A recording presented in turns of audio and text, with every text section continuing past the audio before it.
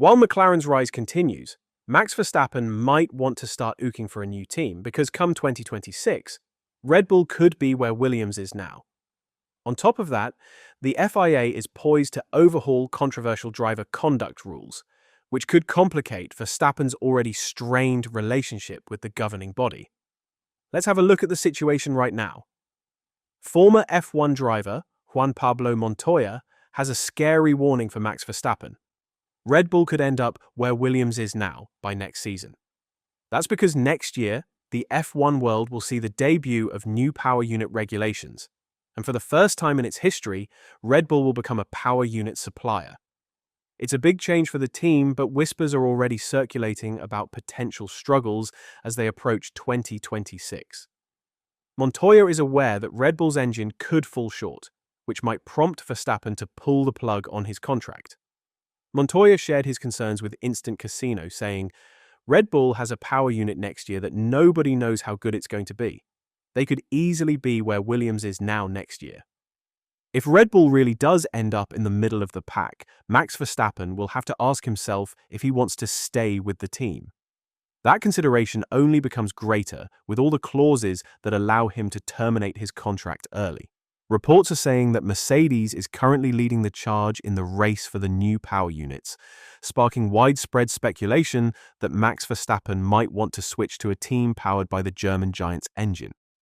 A move to McLaren is out of the question for Verstappen, thanks to Lando Norris and Oscar Piastri locking down long-term deals.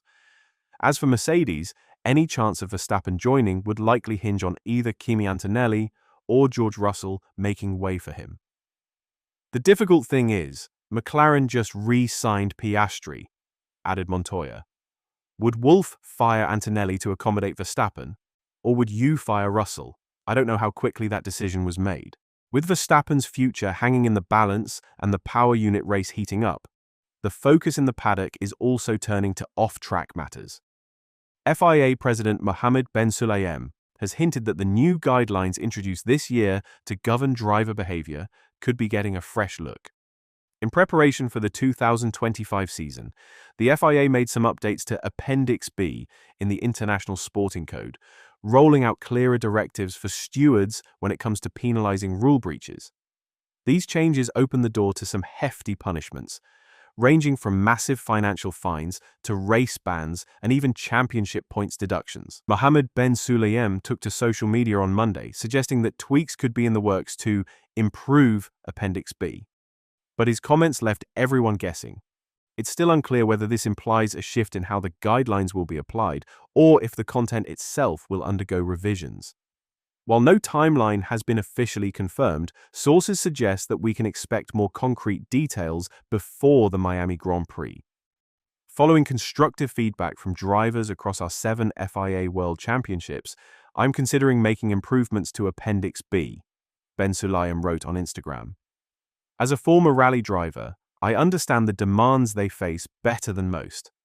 Appendix B is a key part of the International Sporting Code and is central in helping keep the sport accessible for all our sporting family. Humans make the rules, and humans can improve the rules. This principle of continuous improvement is something I have always believed in, and is at the heart of all we do at the FIA. The suggestion of a possible softening in the FIA's stance comes in the wake of widespread backlash from fans and competitors, especially over the controversial measures in Appendix B regarding drivers' language. Mohammed Ben Sulayem, who was elected FIA president in 2021, is up for re-election later this year. Despite his position coming under increasing scrutiny following a series of resignations, including that of his deputy president for sport, Robert Reid, there are currently no confirmed challenges to his presidency. As we've seen in recent reports, clauses in the International Sporting Code have gained particular attention in Formula One and other FIA-governed series. These clauses address situations where competitors are deemed to cause moral injury or loss to the FIA, its bodies, or its executive officers, as well as any acts of misconduct.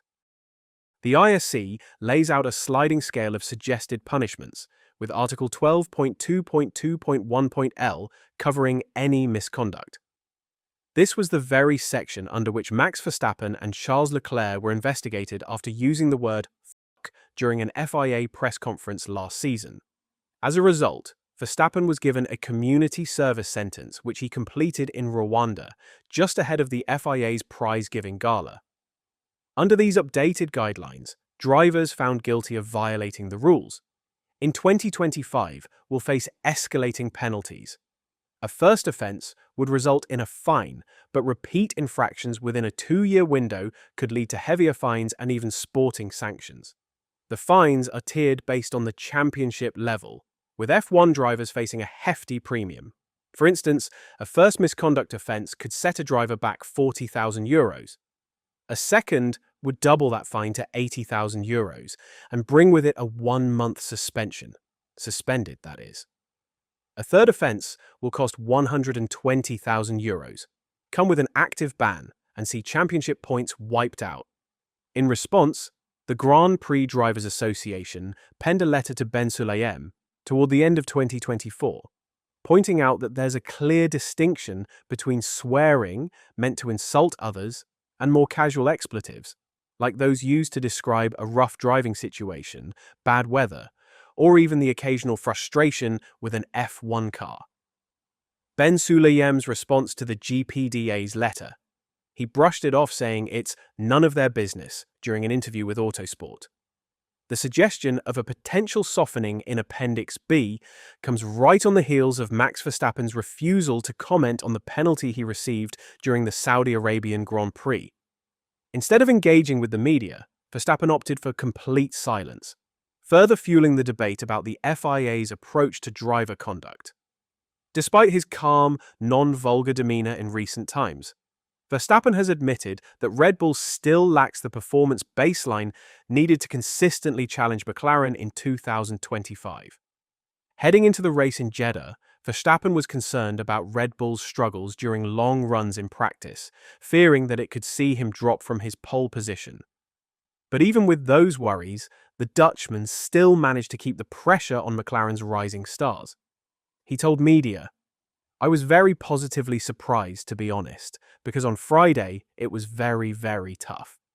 And it didn't matter what I was doing in terms of driving, management, the tyres would just fall off.